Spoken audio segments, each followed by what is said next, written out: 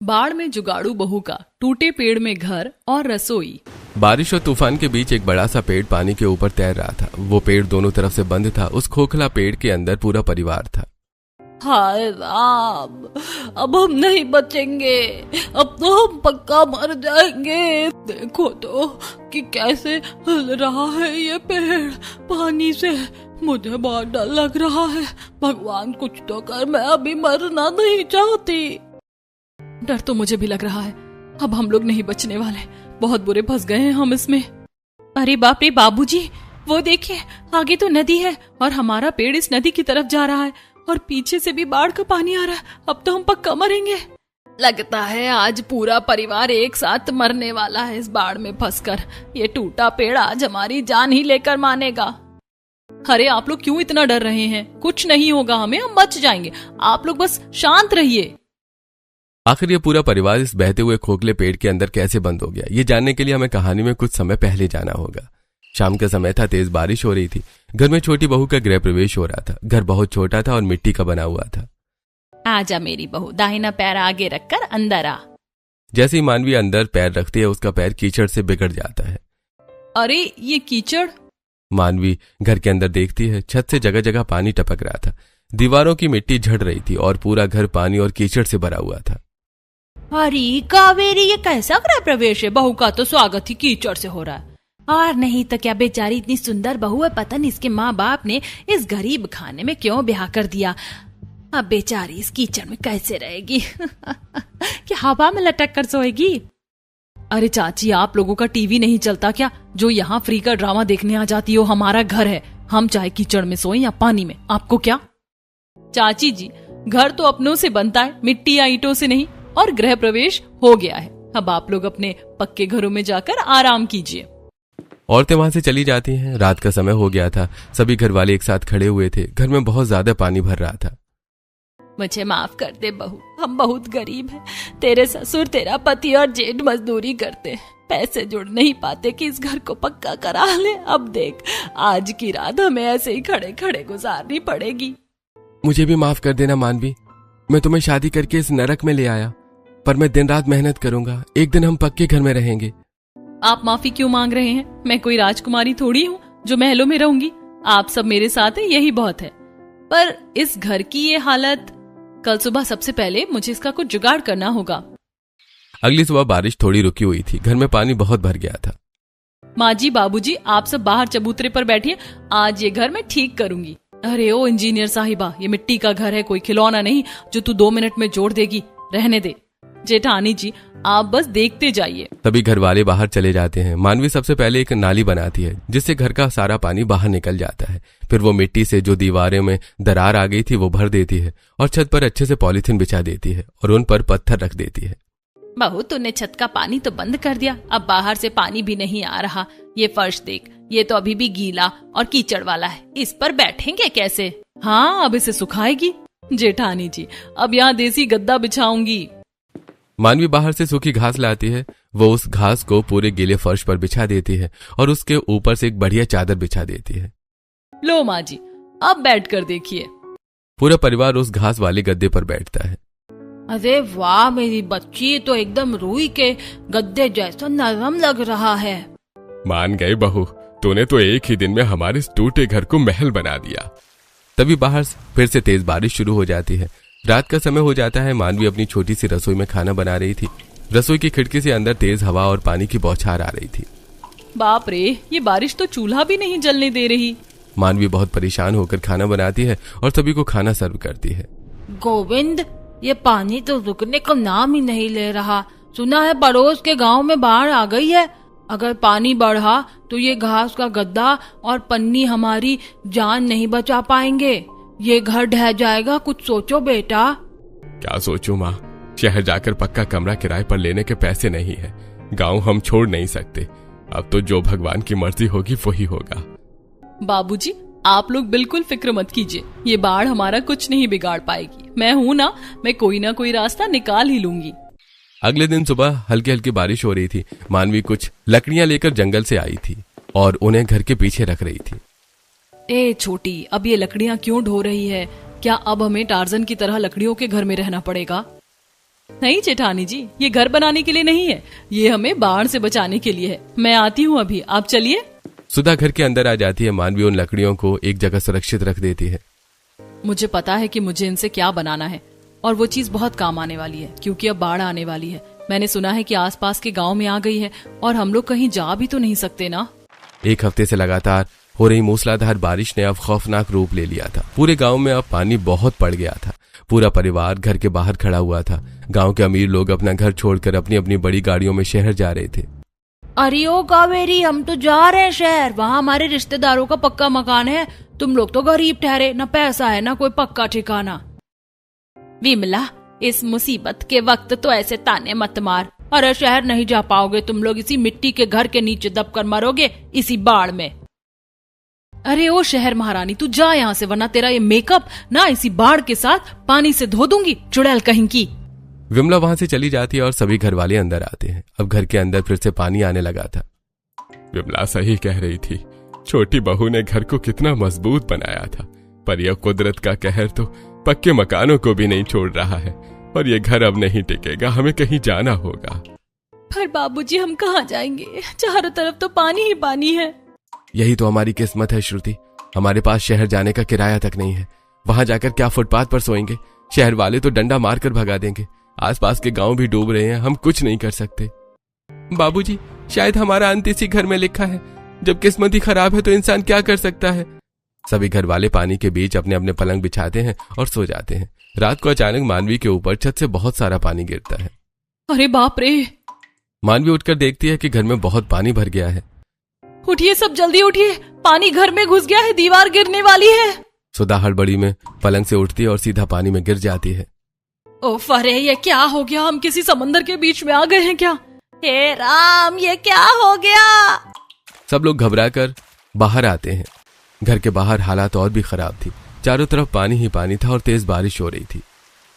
अरे दादी कहाँ है? अरे मैं यहाँ हूँ बहू। मुझे तो ऐसा लग रहा है जैसे यमराज मुझे लेने आ रहा है। आज हम सब मारे जाएंगे। दादी, कोई नहीं मरेगा। हम ये घर छोड़ रहे हैं अभी। अगर एक पल भी और रुके तो ये छत हमारे ऊपर गिर जाएगी। पर हम जाएंगे कहाँ? हम लोग उस ऊंचे वाले किनारे पर चलेंगे। मैंने एक दिन जंगल के पास वो पहाड़ जैसा किनारा देखा था। वहां तक बाढ़ का पानी कभी नहीं पहुंचेगा। हमें वहीं जाना होगा। अरे भाभी, आपको तो तैरना आता होगा, पर हमें नहीं आता। हम इस पानी में कैसे जाएंगे? मुझे तो बहुत डर लग रहा है। तुम्हें तैरने की जरूरत ही नहीं है श्रुति, तुम लोग बस 2 मिनट रुको। मानवी जल्दी से घर के पीछे जाती है और वहां से एक छोटी सी मजबूत लकड़ी की नाव लाती है। ये नाव कहाँ से आई? जेठानी जी, याद है वो लकड़ियां जो मैं जंगल से लाई थी? मैंने उसी दिन ये नाव बना ली थी। मुझे पता था ये कुदरत कभी भी धोखा दे सकती है। जल्दी बैठिए सब।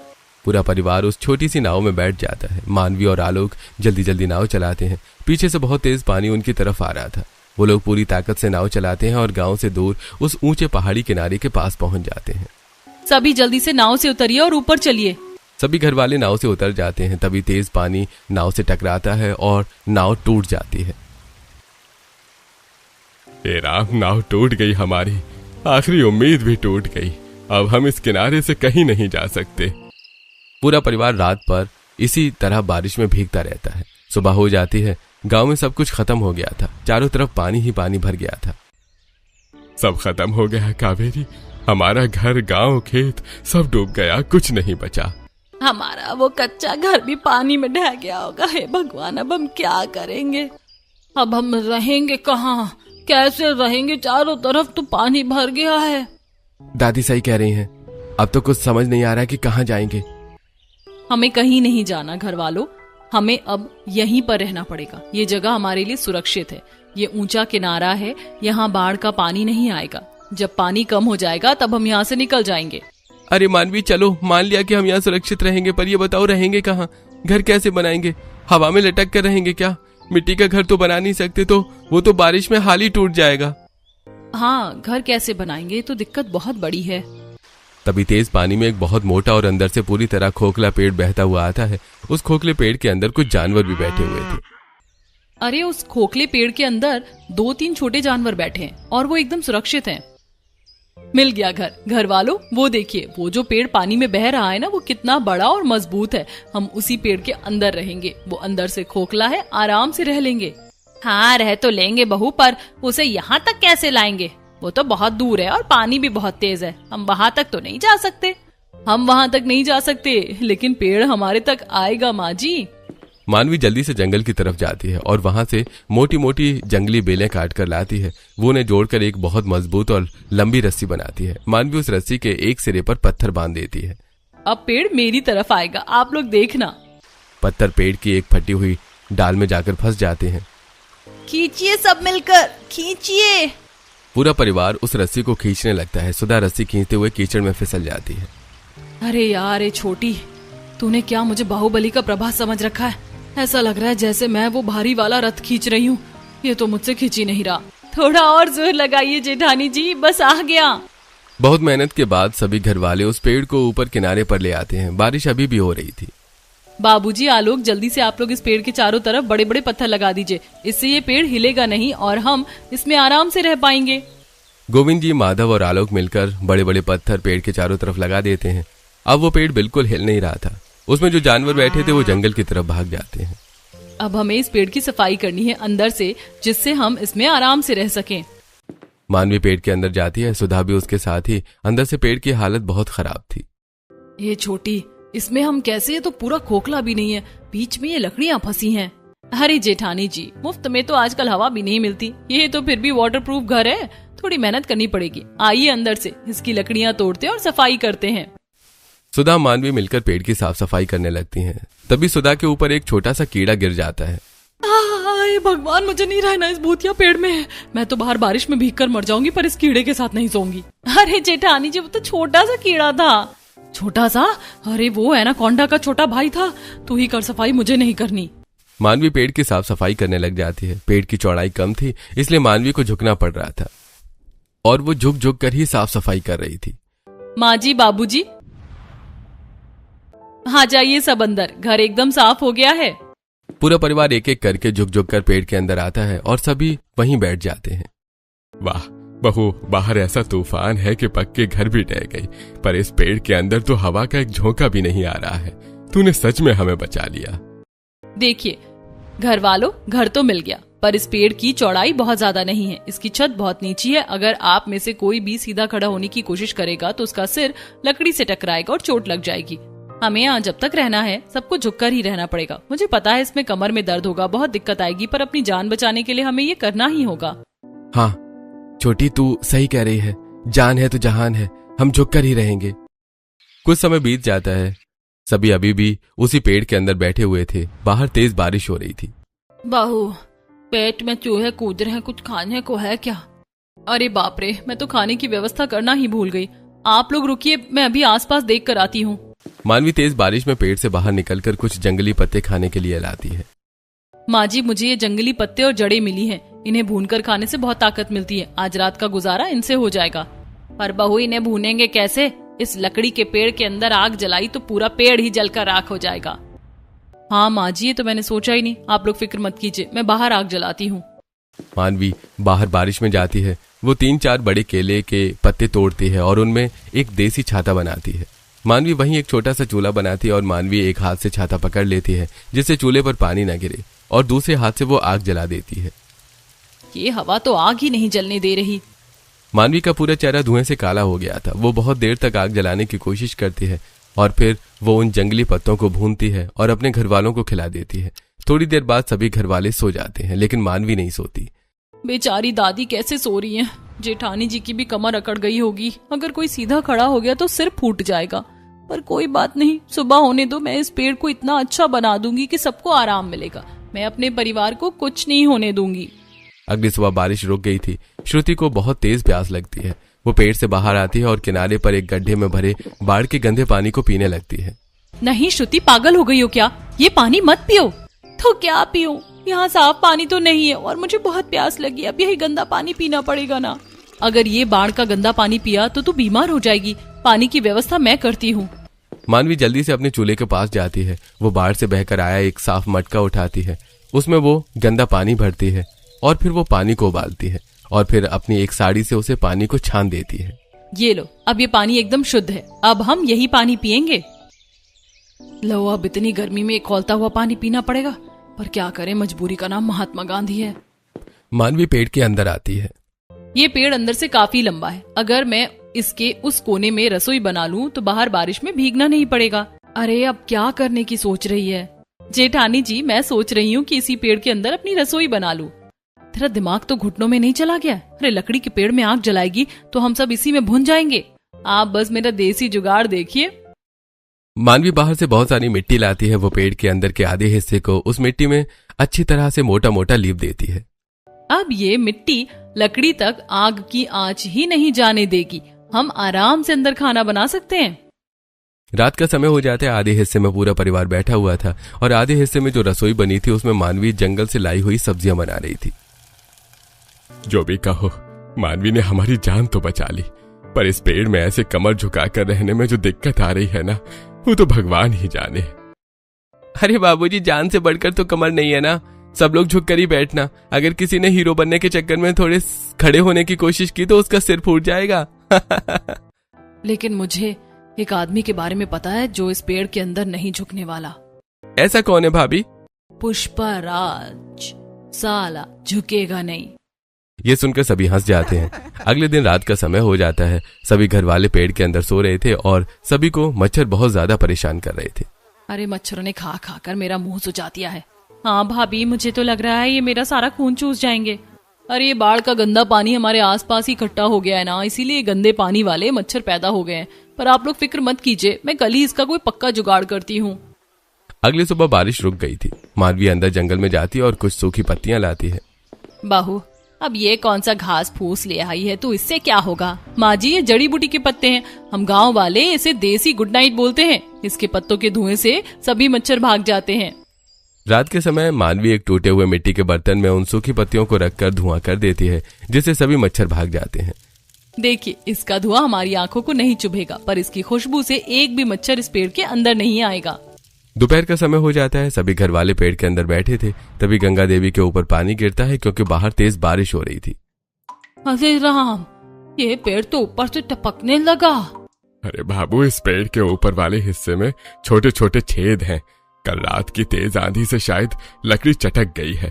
अगर बारिश तेज हुई तो ये छेद बड़े हो जाएंगे और पूरा पेड़ पानी से भर जाएगा। ये तो हमारे लिए जानलेवा हो सकता है। बाबूजी, आप सही कह रहे हैं, मुझे इसका कुछ करना होगा। मानवी घर से बाहर आती है और वो किनारे जाती है जहाँ पानी भरा हुआ था। वहाँ उसे कुछ बैनर दिखाई देते हैं। ये बैनर मेरे बहुत काम आ सकते हैं।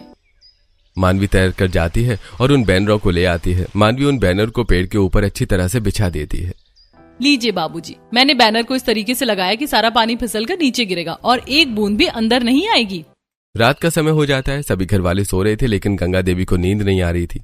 हाय रे मेरी कमर, इस सख्त लकड़ी पर लेट लेट कर तो मेरी हड्डियां ही टूट गई, नींद भी नहीं आती। अगर यहाँ कोई मुलायम गद्दा या चारपाई होती तो ये बुढ़िया को नींद आ जाती। मानवी ये सब सुन लेती है। कल सुबह मैं दादी के लिए ऐसा पलंग बनाऊंगी जिस पर आपको बढ़िया नींद आ जाएगी। अगली सुबह मानवी सुधा और श्रुति को साथ लेकर जंगल की तरफ जाती है और बहुत सारी मजबूत लकड़ियां लेकर आती है। ये छोटी अब क्या हमसे बढ़ई का काम करवाएगी? जेठानी जी, थोड़ी मेहनत कर लीजिए, रात को आपको भी आराम मिलेगा। तीनों मिलकर उन लकड़ियों से छोटे छोटे पलंग तैयार करती हैं। मानवी घास लाकर उन पलंग के ऊपर गद्दे तैयार कर देती है। लो दादी, अब इस पर लेट कर देखो। अरे वाह मेरी बच्ची, ये तो सच में जन्नत का झूला लग रहा है, एकदम मुलायम। सभी घरवाले आराम से उन छोटे छोटे पलंग पर सोते हैं। रात हो जाती है। सभी घरवाले सो रहे थे। बाहर मूसलाधार बारिश हो रही थी। तभी छोटे छोटे कीड़े मकोड़े पेड़ के अंदर आ जाते हैं और एक कीड़ा कावेरी जी के कान में घुसने लगता है। मर गई रे, अरे कोई बचाओ, कीड़ा, कान में कीड़ा घुस रहा है। कावेरी की आवाज सुनकर सभी घरवाले उठ जाते हैं। ए बहू, देख तो कहीं ये कीड़े मेरी साड़ी में तो नहीं घुस गए हैं। अगर ये कान में घुस गए ना तो सीधा दिमाग में जाकर अंडे देंगे, फिर तो ये बुढ़िया गई काम से। हाँ भाभी, ये कीड़े तो बहुत जहरीले लग रहे हैं, अगर काट लिया तो इस बाढ़ में डॉक्टर भी कहाँ मिलेगा। और ये तो छोटे कीड़े हैं, कल को कोई किंग कोबरा आ गया तो हम तो सोते सोते ही निपट जाएंगे। कुछ करो भाभी। आप लोग घबराइए मत, शांत हो जाइए, मैं अभी कुछ करती हूँ। इन कीड़ों की तो मैं ऐसी क्लास लगाऊंगी कि हमारे घर का रास्ता ही भूल जाएंगे। अगली सुबह बारिश हल्की हो रही थी। मानवी जंगल जाती है और वहाँ से कुछ फूल लेकर आती है। ये छोटी, अब ये कौन सा गुलदस्ता ले आई? क्या अब हम इन कीड़ों का स्वागत फूलों से करेंगे? स्वागत नहीं जेठानी जी, विदाई करेंगे। मानवी उन पीले फूलों को अच्छे से मसल कर एक लेप बनाती है। फिर वो उस लेप को पेड़ के दोनों खुले सिरों के आसपास अच्छी तरह से लगा देती है। ये कोई आम फूल नहीं है जेठानी जी। इन फूलों की खुशबू इतनी तेज होती है कि कोई भी जहरीला कीड़ा या सांप इसके आसपास भी नहीं भटकता। अब रात को सब आराम से घोड़े बेचकर सोना, कोई कीड़ा हमें परेशान नहीं करेगा। रात हो जाती है। सभी घर वाले आराम से सो रहे थे। पेड़ में एक छोटा सा छेद था। मानवी उस छेद से बाहर झांक रही थी। बाहर तेज बारिश हो रही थी। भगवान तेरा लाख लाख शुक्र है कि मेरा परिवार सुरक्षित है। तभी मानवी को कुछ लोगों की आवाज सुनाई देती है। ये आवाज कैसी है? मानवी जल्दी से लालटेन लेकर पेड़ से बाहर आती है। सामने का नजारा देखकर मानवी हैरान रह जाती है। बाढ़ के पानी में एक परिवार फंसा हुआ था जो कि डूब रहा था। बाबूजी, जेठ जी जल्दी उठिए, बाहर कुछ लोग डूब रहे हैं। सभी घर वाले जल्दी से उठते हैं और बाहर आते हैं। अरे बाप रे, वो तो सीधे भंवर में फंसे हैं। वहां जाना तो मौत के मुंह में जाना है। पानी का बहाव बहुत तेज है छोटी। जेठ जी वो छोटे बच्चे हैं, हम उन्हें ऐसे मरने नहीं दे सकते। मानवी जल्दी से बेलों वाली रस्सी लाती है। रस्सी को अपनी कमर से अच्छे से बांध लेती है। आप सभी इसे पूरी ताकत से पकड़ कर रखना, छोड़ना मत। मानवी खुद जल्दी से पानी में कूद जाती है और एक एक करके पूरे परिवार को बचा लेती है। सभी घर वाले उस परिवार को अपने पेड़ के अंदर ले जाते हैं। मानवी जल्दी से उन्हें जड़ी बूटियों का सूप बनाकर देती है। ये लीजिए, से पी लीजिए, ठंड दूर हो जाएगी। बेटा, तुमने तो हमें नई जिंदगी दे दी। हम तो शहर से अपने गांव देखने आए थे, फिर हम बाढ़ में फंस गए और हम यहाँ बह कर आ गए। हमें तो लगा था हमारा अंत हो गया है। पर आपने हमें बचा लिया। लेकिन आप लोग इस पेड़ में कैसे रह रहे हैं? और देखो तो क्या ही व्यवस्था की है आप लोगों ने यहाँ। अरे ये सब मेरी इस छोटी बहू के दिमाग का कमाल है। ये लड़की नहीं है, साक्षात इंजीनियर है। इसी जुगाड़ से हम सब जिंदा हैं। सभी घर वाले ऐसे ही रात भर जागकर बात करते हैं। अगली सुबह पानी बंद हो जाता है। तभी वहां एक हेलीकॉप्टर आता है और जो परिवार था वो उस हेलीकॉप्टर में बैठकर जाने लगता है। बेटा, हम शहर जा रहे हैं। हम तुम्हारा ये एहसान कभी नहीं भूलेंगे। पूरा परिवार हेलीकॉप्टर में बैठकर चला जाता है। बड़े लोग बड़ी बातें, जान हमने बचाई और लिफ्ट लेकर खुद उड़ गए। धन्यवाद का क्या हम अचार डालेंगे। चाहते तो हमें भी अपने साथ ले जा सकते थे।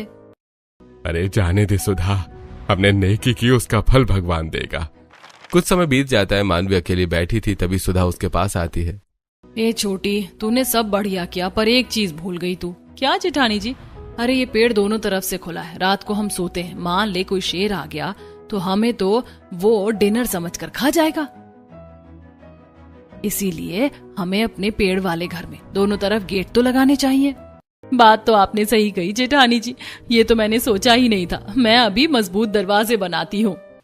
मानवी जंगल से कुछ बहुत मजबूत लकड़ियां लाती है। वो उन्हें गोल काटती है और दोनों सिरों पर बहुत ही परफेक्ट गेट बना देती है। लीजिए, अब इन्हें कोई जानवर नहीं तोड़ सकता। तभी सुधा कहीं से दो पुराने जंग लगे हुए लोहे के लॉक उठा लाती है जो बाढ़ में बहकर आए थे। देख छोटी, मुझे ये किनारे पर मिले। हम ये लॉक दरवाजे पर लगाएंगे, एकदम ऑटोमेटिक सेफ्टी हो जाएगी। नहीं जेठानी जी, ये लॉक बहुत खराब और जंग खाए हुए लग रहे हैं। हम ये नहीं लगा सकते। ए तो अपनी मनमानी मत चला, हर चीज में इंजीनियर बनती है। मैं तेरे से बड़ी हूँ, मुझे भी कुछ अकल है, मैं लगाऊंगी ये लॉक। सुधा जबरदस्ती वो दोनों खराब लॉक दोनों तरफ के दरवाजों में फिट कर देती है। देख, क्लिक से बंद, क्लिक से खुल रहा है। इसे कहते हैं स्मार्ट होम। अब हम एकदम सेफ हैं। रात का समय हो गया था। सभी घर वाले सो रहे थे। बाहर तेज मूसलाधार बारिश हो रही थी। तभी अचानक श्रुति की नींद खुलती है। पेड़ बहुत ज्यादा हिल रहा था। अरे, ये हमारा पेड़ ऐसे हिल क्यों रहा है? श्रुति उस छोटे से छेद के पास जाती है जो मानवी ने हवा के लिए बनाया था। वो बाहर झांकती है तो हैरान रह जाती है। बाबूजी, भैया, उठो जल्दी। सभी घरवाले जल्दी से उठ जाते हैं। क्या हुआ श्रुति? माँ जी, हम पानी में तैर रहे हैं। हमारा ये पेड़ किनारे से बाढ़ के पानी में आ गया है। तेरा दिमाग तो खराब नहीं हो गया है? श्रुति सही कह रही है जेठानी जी। लगता है आज दिन में आपने जो वो बड़ा पत्थर अपनी सीट बनाने के लिए हटाया था ना, उसी की वजह से पेड़ का बैलेंस बिगड़ गया और पानी का तेज बहाव इस पेड़ को अपने साथ खींच लिया। भाभी, आगे गहरी नदी है और पीछे से बाढ़ का पानी। हर अब क्या होगा? हे भगवान, अब क्या करें? माधव, आलोक, जल्दी से दरवाजा खोलो, हमें पेड़ से बाहर कूदना होगा। माधव और आलोक दरवाजा खोलने की कोशिश करते हैं, लेकिन दरवाजे में लॉक लगे थे जो कि जाम हो गए थे। बाबूजी, ये तो खुल ही नहीं रहे। जंग की वजह से लॉक पूरी तरह से जाम हो गए हैं। अरे ऐसे कैसे जाम हो गए? कल तक तो एकदम मक्खन की तरह क्लिक क्लिक करके खोल रहे थे। ये सब तेरी ही वजह से हुआ है सुधा। मानवी कह रही थी कि ये कबाड़ वाले ताले मत लगा, पर तू मानी नहीं। अब देख तेरी वजह से हम सब लोग इसमें फंस गए हैं। सुधा तूने हमें कहीं का नहीं छोड़ा। मुझे क्या पता था माँ जी की ऐसा हो जाएगा, मुझे माफ कर दो। पेड़ पानी के तेज बहाव के साथ आगे बढ़ रहा था। सभी घर वाले बहुत परेशान हो रहे थे। सब लोग चुप हो जाइए, रोने और एक दूसरे को ताने मारने से लॉक नहीं खुलेगा। श्रुति जल्दी से अपने बालों से हेयर पिन निकाल कर दे मुझे। ये लो भाभी। मानवी उस हेयर पिन से लॉक खोलने की कोशिश करती है, लेकिन हेयर पिन टूट जाती है। दूसरी पिन दे श्रुति, जल्दी, समय नहीं है। श्रुति दूसरा पिन देती है। मानवी फिर से उस हेयर पिन से लॉक खोलने की कोशिश करती है और इस बार लॉक खुल जाता है, लेकिन पूरी तरह नहीं। खुल गया बाबूजी। आलोक पूरी ताकत से धक्का मारिए। माधव और आलोक पूरी ताकत से दरवाजे में धक्का मारते हैं और दरवाजा खुल जाता है। दरवाजा खुलते ही पेड़ के अंदर पानी आने लगता है। अब तो ये पेड़ डूब रहा है। घबराइए मत, मैंने उस दिन इस रस्सी के आगे एक लोहे का बड़ा हुक बांध दिया था। मैं आप लोगों को कुछ नहीं होने दूंगी। मानवी जल्दी से उस लोहे के हुक को दूर एक पेड़ के ऊपर अटका देती है और रस्सी को कसकर पकड़ लेती है। हमारा पेड़ अब इस रस्सी के सहारे रुक गया है। पानी बहुत तेज है। सब लोग रस्सी को कसकर पकड़िए और एक एक करके उस चट्टान की तरफ जल्दी जाइए। सभी घर वाले उसे रस्सी के सहारे उसे पेड़ तक पहुंच जाते हैं, जो कि एक बड़ी चट्टान पर था। अब पेड़ में सिर्फ मानवी और सुधा बचे थे। जेठानी जी चलिए। सुधा आगे बढ़ती है, लेकिन तभी पानी के तेज झटके से पेड़ हिलता है और सुधा का पैर पेड़ के अंदर की एक टूटी हुई दरार में बुरी तरह से फंस जाता है। अरे छोटी, मेरा पैर इस लकड़ी के बीच फंस गया है, ये निकल नहीं रहा। नदी का पानी अब पेड़ के दरवाजे से बहुत तेजी से अंदर आ रहा था। पेड़ किसी भी वक्त डूब सकता है। जेठानी जी जोर लगाइए, नहीं निकलेगा। छोटी तू जा यहाँ से। मेरी वजह से ही ये ताला जाम हुआ था, मेरी वजह से ही हम पानी में आए। मुझे मेरे कर्मों की सजा मिल रही है। तू मुझे छोड़ दे और अपनी जान बचा ले। पागल हो गई हैं क्या आप मेरी बड़ी बहन जैसी हैं। हम अपनों को ऐसे मौत के मुंह में नहीं छोड़ते। मानवी एक मोटी लकड़ी लेती है और उसको दरार के बीच में फंसाकर अपनी पूरी ताकत से उसे दबाती है। दरार चौड़ी होती है और सुधा का पैर निकल जाता है। सुधा जल्दी से रस्सी के सहारे निकल जाती है, लेकिन तभी पेड़ डूब जाता है। नहीं मानवी। सब रोने लगते हैं। तभी अचानक रस्सी टाइट होती है। अरे रस्सी कोई खींच रहा है। मानवी जल्दी से पानी के ऊपर आती है। सभी घर वाले उसे खींच लेते हैं। मानवी ने रस्सी को कसकर पकड़ लिया था। मुझे माफ कर दे छोटी, मैंने हमेशा तुझे ताने मारे और तूने मेरी जान बचाने के लिए अपनी जान दांव पर लगा ली। तू सच में बहुत अच्छी, तू देवी है देवी। अरे जेठानी जी देवी मत बनाइए, मुझे तो इंसान ही रहने दीजिए। जान तो बच गई, पर अब हम इस चट्टान से कहाँ जाएंगे? सब कुछ तो खत्म हो गया। तभी एक हेलीकॉप्टर चट्टान पर आता है। आप लोग घबराइए मत, हमने आपको ढूंढ लिया। हेलीकॉप्टर से सीढ़ी नीचे आती है और पूरा परिवार एक एक करके उस पर चढ़ जाता है। बेटा, हम तुम्हें पूरे 2 दिन से ढूंढ रहे थे। तुमने हमारी जान बचाई थी। हम तुम्हें कैसे छोड़ देते, पर हम खुद दूसरे गांव में बाढ़ में फंस गए थे, इसलिए इतनी देर हो गई। मुझे माफ कर देना। हेलीकॉप्टर पूरे परिवार को गांव से शहर में ले आता है। पूरा परिवार एक बड़े घर के अंदर खड़ा हुआ था। मानवी बेटा, हमारी संस्था गरीबों और बाढ़ पीड़ितों के लिए काम करती है। तुमने जो दिमाग और इंसानियत उस बाढ़ में दिखाई थी, वो बहुत कम लोगों में होती है। आज से मैं तुम्हें अपनी इस ट्रस्ट में काम देता हूँ। बहुत बहुत शुक्रिया आपका। राकेश ने मानवी को अपनी ट्रस्ट में एक अच्छी जॉब दिला दी। साथ में आलोक और माधव को भी एक अच्छी जॉब मिल गई।